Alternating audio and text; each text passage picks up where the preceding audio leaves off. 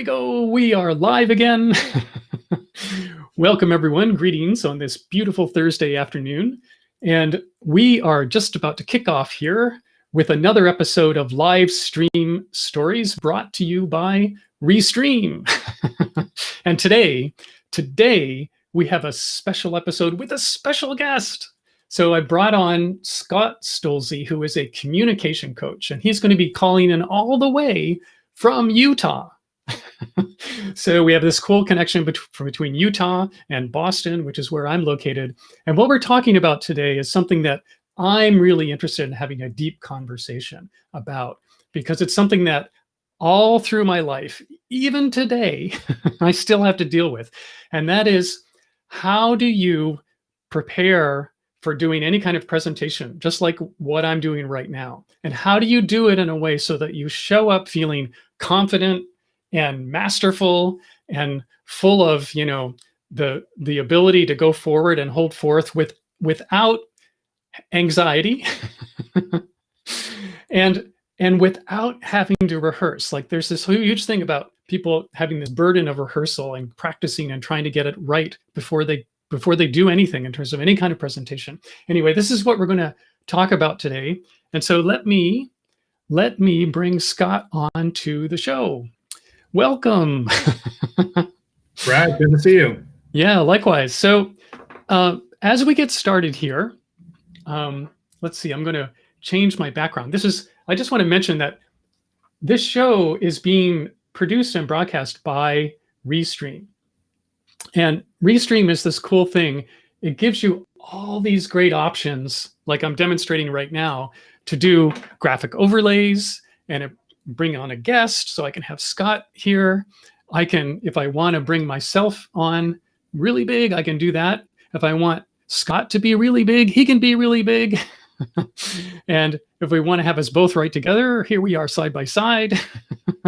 And then the other thing I want to mention about this is the thing that I love about using this tool is that right now we are broadcasting across the internet world, and we're going live onto YouTube and Facebook and Twitter and LinkedIn. And we're doing this all at the same time. And the thing that I think is so useful about this is that no matter who you are and your connection with your audience, you have people in your audience and they have their own preference for where they like to live online. And so some of them are going to congregate on LinkedIn, and that's great. But a whole bunch of other people are going to congregate on YouTube, or they're congregate on Facebook. And when they're there, like the people who think Facebook is the best place to be, they don't necessarily want to leave their favorite social media platform and go to where you are. So using Restream, you can be at all these places and you can be hosting essentially what is a live event and be everywhere at once. So I put a link in the comments, and let me just put it up on the screen here. If you're interested in using this amazing tool, you want to go use this link right here, Restream.io/join/showup, and you can actually get started with a free account. And if you upgrade and you use this link, you will get a discount. So there's my plug, and thank you so much, Restream, for making this show possible. All right, so Scott, let's dive in here a little bit. And we're talking about this topic right here, mastering storytelling and live streaming without rehearsing. And just give me a little bit of personal background and like, how did this topic even come about? Like, and I'll give you a little background here. Like, I saw you describing this in a video that you created on LinkedIn, and you shared a couple anecdotes and stuff. And it's like, okay, say, well, how did this come up for you? Like, where did this come from? Well, Brad, thanks again for having me on and diving into what I think is such an important, relevant topic, simply because all of us, I don't think I've ever met a person who didn't struggle even just a little bit with anxiety, nerves, butterflies before speaking. And I just want to say right off the bat, I struggled with that mightily for years. And when you saw that video that you did on LinkedIn, one of the things that I referenced early in one of my anecdotes and stories was I spent a lot of time in my professional career, not so much when I was younger in high school and college. And I'm gonna hit on that in a second for a reason that hopefully is helpful for people. But as I got into my career, and I found that I was always nervous, I was always reluctant, and I was always struggling. I mean, there were physical signs, but I think a lot of us know and have experienced those, but there were emotional things that were really slowing me down and causing me everything from losing sleep at night to just feeling like my career wasn't, and my path, my life, my growth weren't going in the direction I wanted. And I used it as motivation and fuel, for lack of a better ways. I mean, I just said, I'm not going to deal with this anymore. There's something I need to be able to do, because I felt like I was getting by.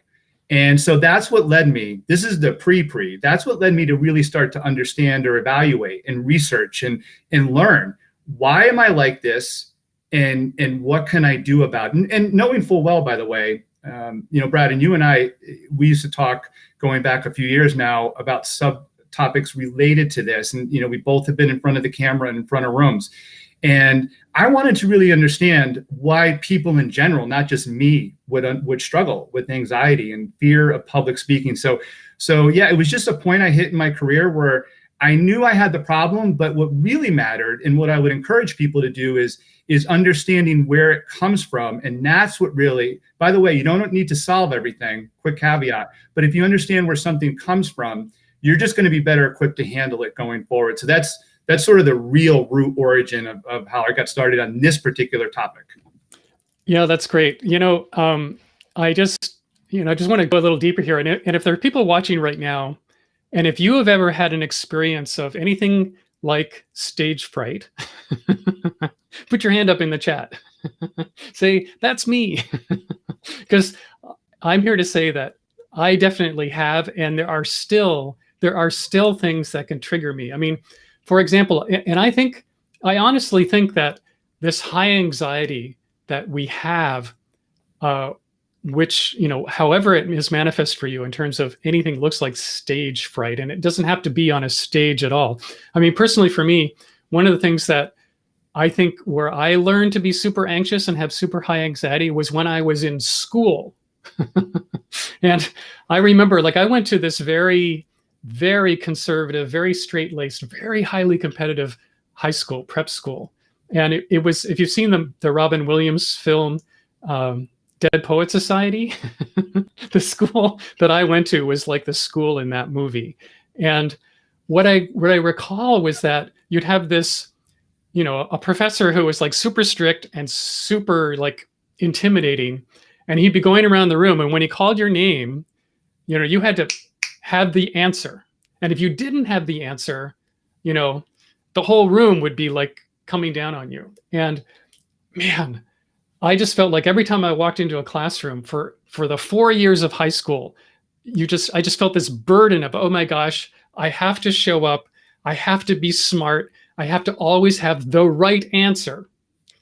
And crushing.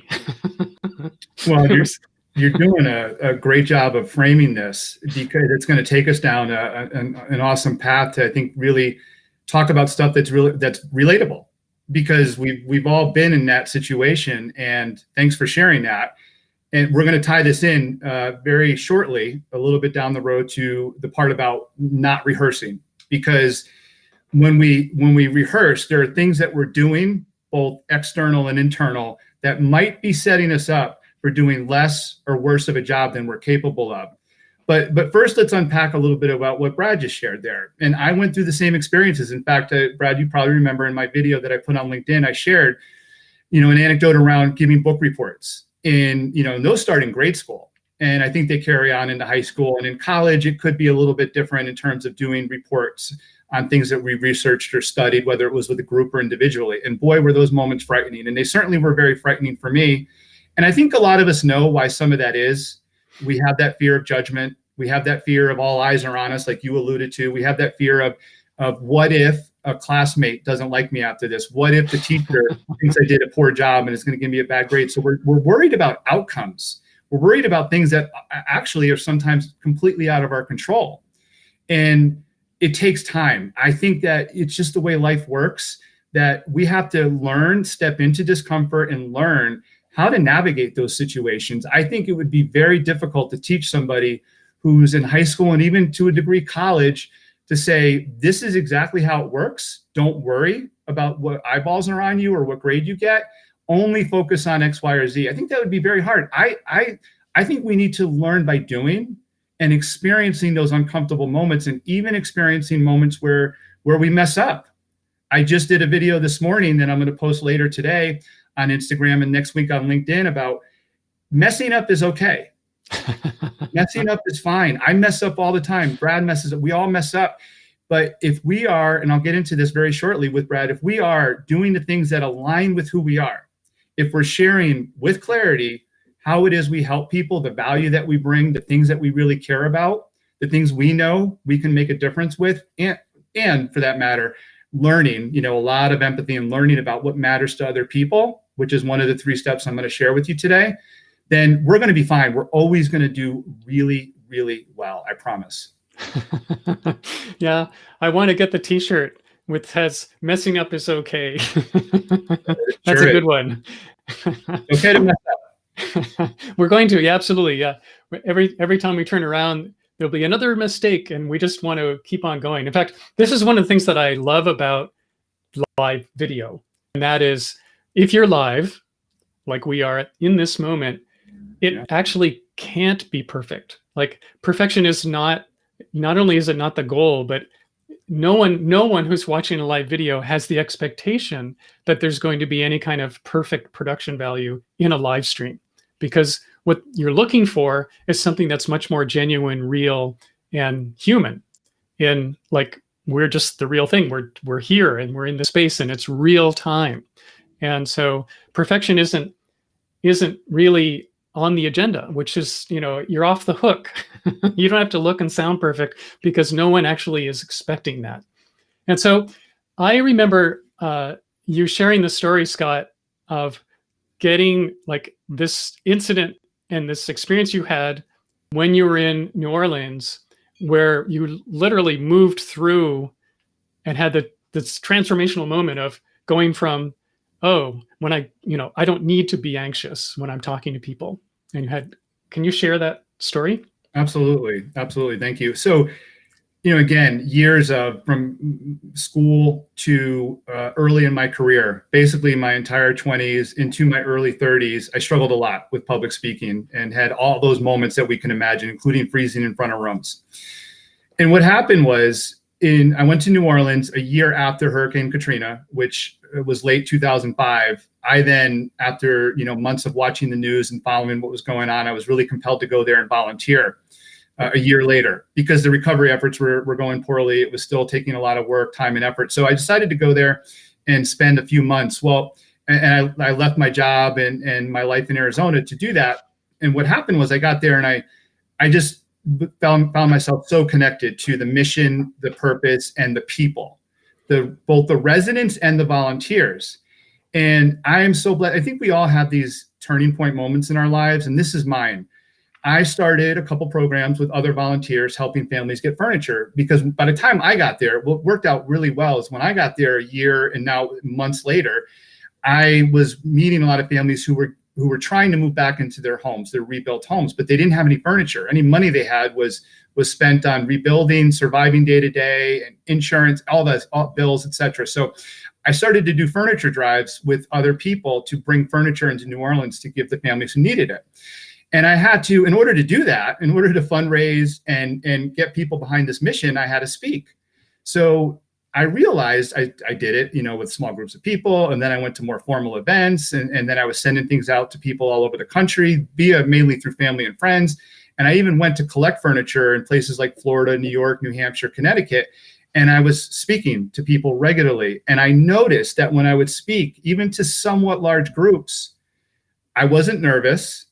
I mean, I had adrenaline and nerves going in terms of like the butterflies that we get when we know we're about to do something special and unique, but I wasn't paralyzed by it. And not only that, Brad, I realized that I was really enjoying what I was talking about. And it's not because it was my true passion. That's a little bit of another topic for another time, but I do want to throw it in here.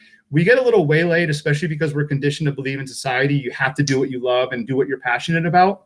I actually don't believe that. And I came by learning that we do things we believe in that make an impact on others and where we can connect and build relationships with people. I promise you, if you do something that you never thought of or thought once about in your life, but if you're doing it 6 months from now, just by happenstance, and you're making an impact and people are appreciating what you're doing and you're seeing the value of it, you're going to really be into it. So I was into it and I was enjoying it and I was having fun and I knew what I was doing mattered. And that's where the light bulb went on for me, Brad. I realized, and I knew it would never be the same for me. All those years of struggling and being paralyzed by my fear of public speaking and stage fright, I said, I now know what it takes to be able to share with people in a way where I'm not stuck and I'm not thinking and worried only about how I look. I'm actually doing things that matter to other people. And that was life-changing for me. Yeah, that's so cool. I mean, it's so true that when you are engaged and emotionally involved in, literally, this is something I totally believe in.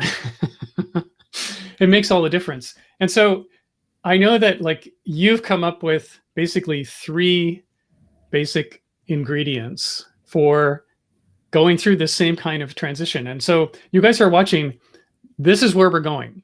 Scott's going to break down these 3 steps that you can take so that from today, if you're, and the thing is that I just want to frame this a little bit, which is that here we all are in this time of the social distance world, and we don't know how long it's going to last. And so our way of communicating and our way of being in the world in terms of talking with people and getting our message out and having any kind of large scale gathering is going to be done like this. We're going to have to literally get in front of a camera, and whether it's on a Zoom call or a live stream or a pre-recorded video, one way or another, this is the tool.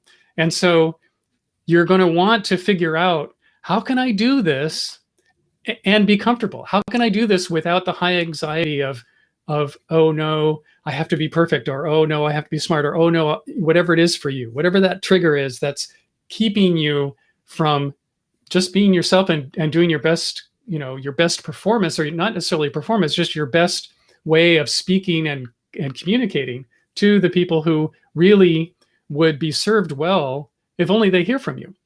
So go ahead and take us there.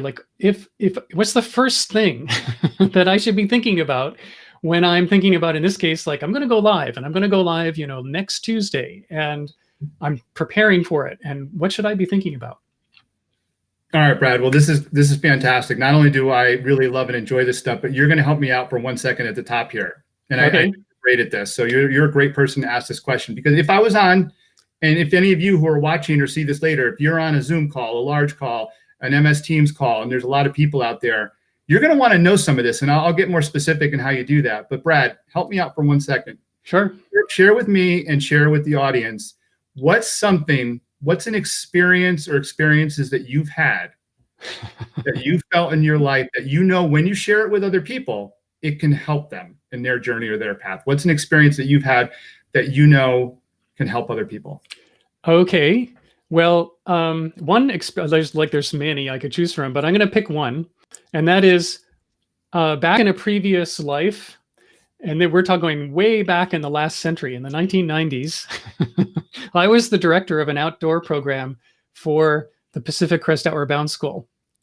And when I became the leader of that program, I not only had to lead students, but I also had to lead all the instructors. And one of the things that we decided to do, this was a sailing program. And so we were operating in the Pacific Northwest and the San Juan Islands in Washington State.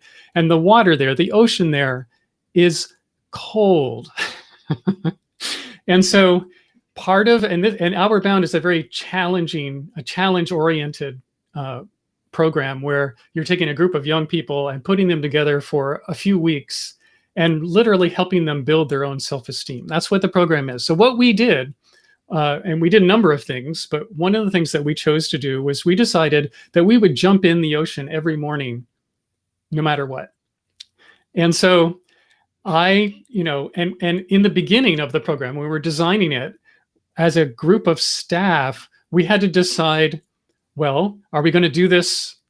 Are we really going to do this? Are we going to try and make every student jump in the water? Like, how will we do that in a way that's not, totally boot camp, top down, we're going to make you do this or else kind of attitude. And so we did it, and we came up with this whole thing about how by people who jump in the ocean, we become people of the ocean, and we become identified as ocean people. And there were all these reasons why it was a really good idea. Number one, we're going to be living on a boat for 3 weeks, so we're going to get really dirty and smelly. And by going in the ocean, that won't happen. And number two, in case the boat tipped over and all of us are in the ocean, and if we'd never been in the ocean before, we would totally freak out and some of us would go missing. So it's a safety thing. Like if we all of a sudden feel really comfortable and going in the ocean is no big deal because we're people of the ocean, then great, we can do it. And so we built this long list of why do we go in the water every day? And it was sort of a manifesto of our identity as people of the ocean. And so I became a professional, super enthusiastic dipper, jump in cold water every day. And not only did I do it during the programs, I did it every day all year round. Like in the Northwest, we don't really get super cold weather even in the wintertime. And so even in January and February, I would get up and I would go jump in the ocean. And I just want to, and the reason that I'm sharing this is because jumping, and this is where the lesson comes from, jumping in the ocean is akin to all kinds of things that take you outside your normal comfort zone and take you into a realm of taking a risk and taking you to a place of, oh my gosh, I don't think this is going to feel very good, but I'm going to go do it anyway. And from that experience, this experience of myself of jumping in the ocean every day, I have a lot to share about the benefits of taking risks and doing things that are outside your comfort zone and what happens when you start doing that with any kind of regularity and the kind of person you become. So there's my beneficial experience. Well, that's awesome. Thank you for sharing that. That's awesome because you hit on a few things actually, probably not even knowing it, that are going to help with this message that we want to leave people with today. And I'm just going to throw a hypothetical question out to the audience. I know nobody can really answer. And if you want to throw it in the chat, please do. But did you notice how Brad enjoyed sharing that story? He certainly didn't dread it, but did you notice, right? If you're watching that, how much did Brad enjoy telling that story? And also you can even throw in there, look how with ease he did that. Right? Look how he just shared. Now, Brad, just one quick question, and I'm going to keep going. But you probably have shared that story, I'm guessing, many times. I'm just going to guess you probably have shared it quite a bit, right? A few times, not as often as you might think, but yes, I've shared it before. Mm-hmm. Okay. And when you've shared it before, has it been hard? Have you struggled with sharing it? It's never been hard. There you go. It's totally easy. So Brad just laid there's nothing better we can do than give a real live example. And Brad just did that for us. And I would ask that all of you, so think about this. Let me frame the question again that I asked Brad, and then he shared his story with us. I would like for you to think the first thing you want to do when you have to speak, whether it's a formal presentation, it could be a pretty informal meeting, but you have a part in it. It could be an event you're holding or facilitating, and you're going to do it online. And when the day comes that you're in front of the room with people again, think about this question in advance. It's really important and it's groundbreaking, but it's super fun and helpful. It's just ask yourself, what experiences, wisdom, or even knowledge? I'll throw in knowledge, but knowledge sometimes gets a little misconstrued because I'm not as big a fan about book knowledge. But knowledge does matter. What experiences, wisdom, and knowledge do I have that can be of help to somebody else in their journey?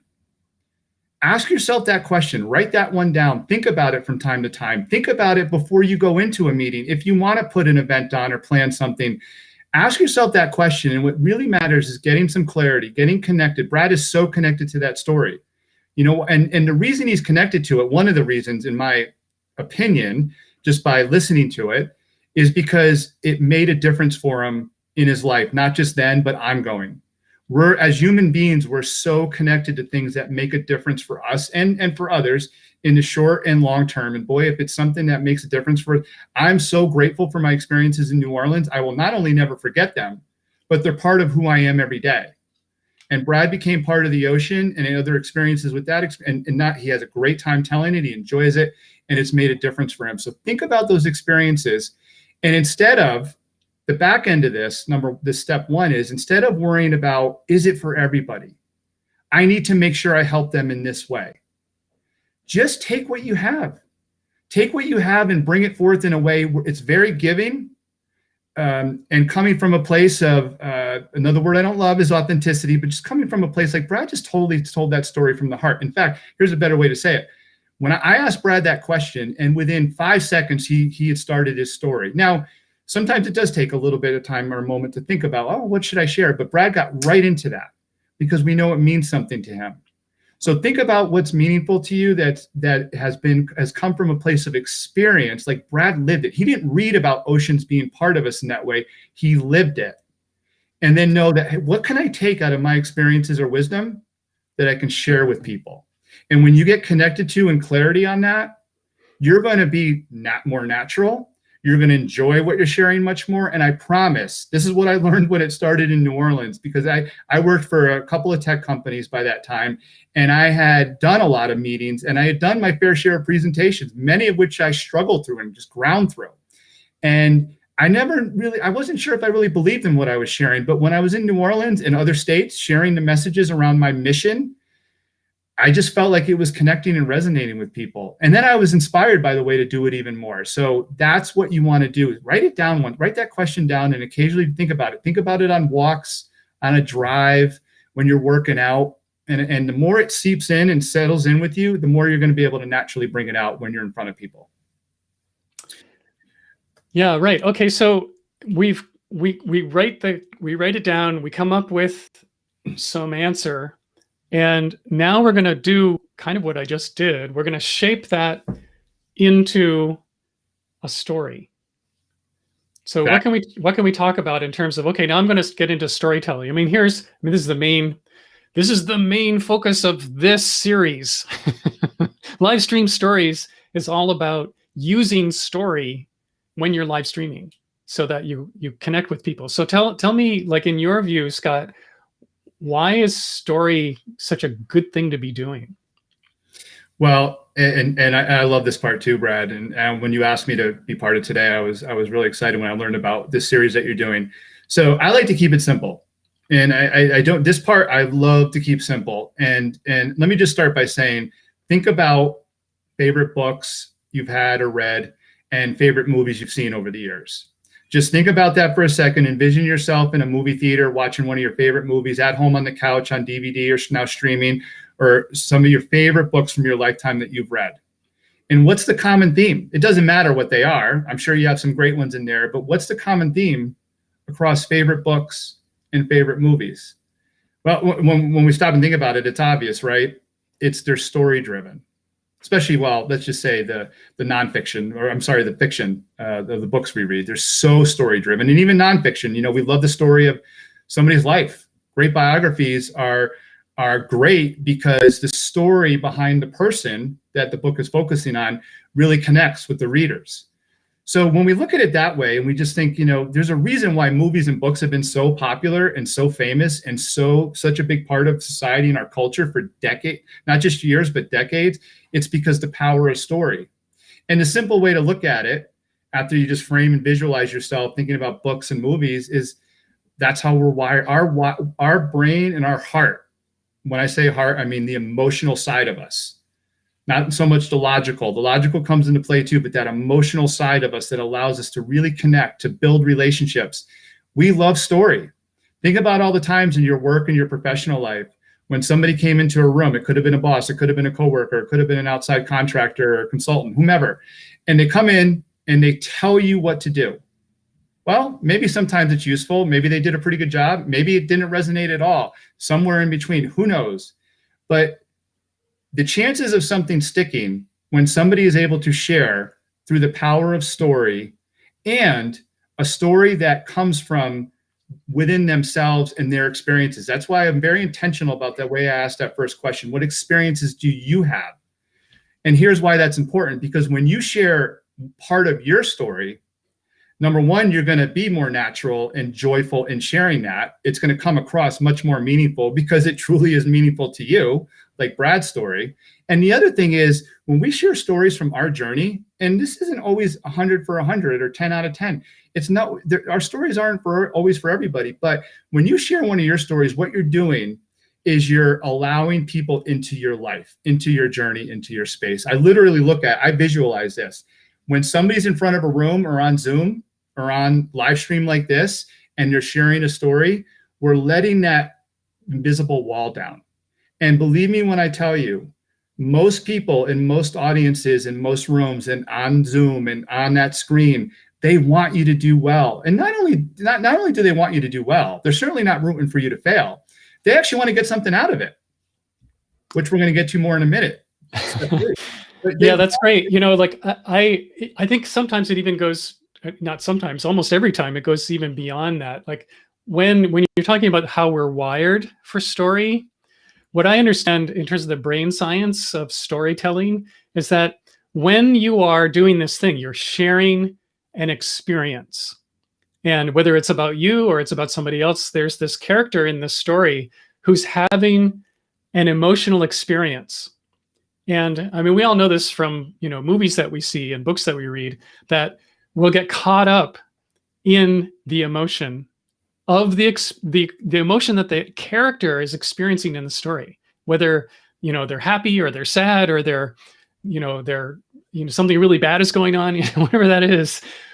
Our brains have the same experience, and our brains can't actually tell the difference between what is in the story that may not be real and reality. Like, we will have exactly the same emotional experience. So when you're looking to do transformative work through your story, like if you're actually wanting to help your audience and really help them shift in an emotional way from your presentation, telling story works really well, because if they get caught up in the emotion of the story that you're telling, they will literally have that same emotional experience that you're sharing.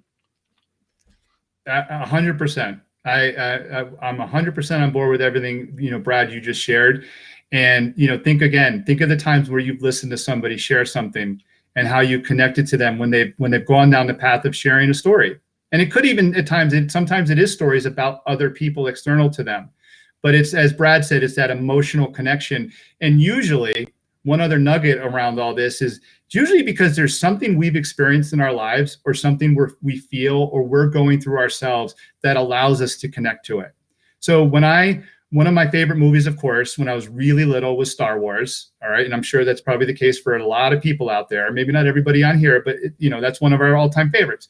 And I remember when I was watching Luke Skywalker, not only did I kind of want to be him, but I related when he was frustrated. And even this, when I would watch it on rerun into my teenage years, I felt like, oh my gosh, I so want to get out of this, not literally, but in my mind, that fantasy, that dream that I had. I wanted to get out of this space that I'm in now, and I want to go out and save the world.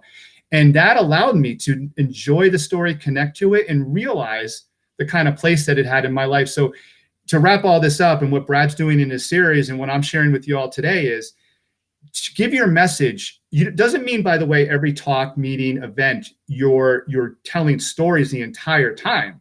But please integrate and implement stories in, whether it's 1, 2, maybe a third. And that's how people are going to walk away and they're going to be touched emotionally, and they're going to walk away with something that's memorable. You want to be memorable to them, and story gives you such a better platform and chance to do that. Right. All right. So, okay. So now I'm going to go back to like the preparation of all of this. So here we are. Ask myself the question, I know the story I'm going to tell. What's the third and final thing that I really need to pay attention to as I'm getting ready to do my virtual presentation? Yeah, you want it. It's simple. But very important. So it's very important. You want to know 2 things: why your audience is there, and what do they want to leave with. Why is your audience there, whether it's an online meeting or in a room, or it's a meeting with colleagues? Why are we here, and what do they want to leave with?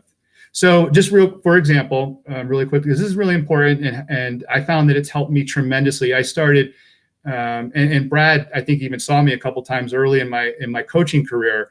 I started to do some speaking in front of rooms and volunteering or offering to do it. And then eventually I was asked. And there were a few times early on where I wasn't really sure what the people in the room wanted to leave with. So I made a point. I just learned over time how important that was. And here's what I do going in. Again, whether it's a virtual online meeting or in person, is I want to know, why would people be attending this? Why? And sometimes I can decipher that without any outside help. And other times I want to talk to the meeting organizer. Other times I want to survey people who will be attending. Other times I just want to know, it's my job, literally and figuratively, in my career, in my business, in my work, to know why we're in a meeting together and just understand that. So understanding why people are there. And if you're holding a meeting, if you're doing an event, if you're doing a live stream, Brad would back this, I'm sure, 100%. He understands why people would be coming to any of the content he puts out, whether it's looking how to put together a video series, the right equipment to have, how to storytell. He knows why people would be coming. And then the second part, so do that up front. And then the other part of preparation, and notice I haven't mentioned anything. We're well into this live stream. Nothing has been said about rehearsing. Just have to throw that in. And then the other part of this equation is, what do they want to leave with? It's not enough to just know why they're there. You want and need to know, what do these folks, what do they want to leave with? And what I do when I have the opportunity, like later this evening, I'm actually hosting a call where I'm helping and showing and sharing with people how to storytell, how to present without rehearsing. And one of the things I'm going to do right at the top of that call, in addition to having asked a couple of them already asked a couple of them some questions, is I'm going to ask them what compelled them to sign up and what's important to you. What do you really want to leave this session with?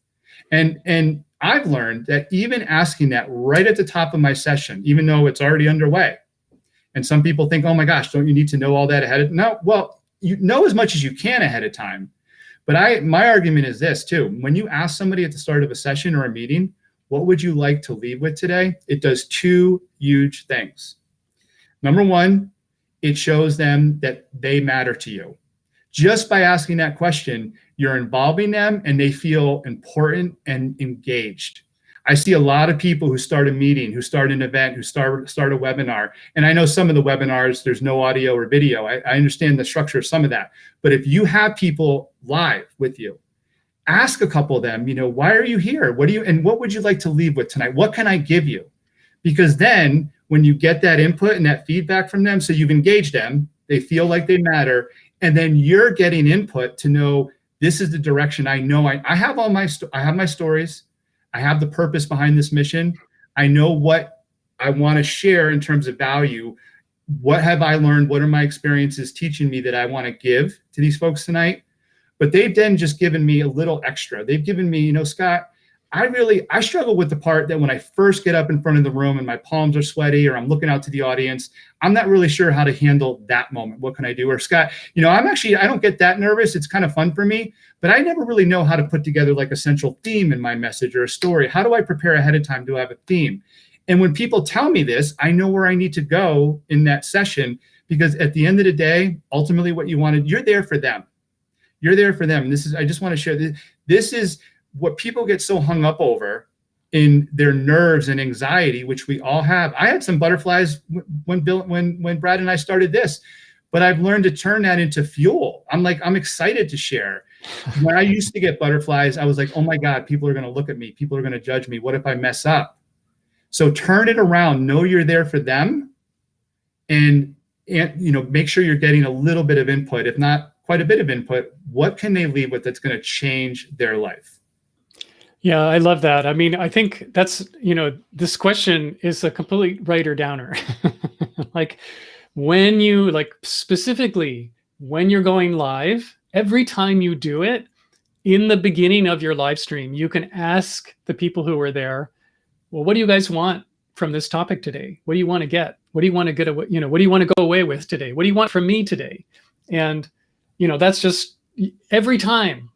If you do that every time you go live, you will learn so much from the people who are coming and showing up. And in fact, if you're ever worried about well, what should I talk about next week or later on, your audience will tell you. They'll give you ideas. They'll ask questions. They'll interact with you. And in fact, right now, let's take a, we've got some people watching. I can see the numbers out there. And so if you're here and you've got a question or a comment about any of the stuff that we've been going over, go ahead and put it in the chat and I'll bring it up on the screen and we can discuss it. And Scott's here. He's here all the way from Utah. So take advantage of this moment in time. This is a one-time only interview. We can have him back on the show in the future, but today he's here right now. I like being framed that way. I've never heard somebody say that about one of my appearances. One time only. I like it. Right. And I mentioned that if you want to go into this more deeply, Scott is actually hosting a live event this evening. It's 6 p.m. Eastern time. And I think it's over on Eventbrite. So I'm not sure how people get a hold of that, Scott, but you can talk about that if you like.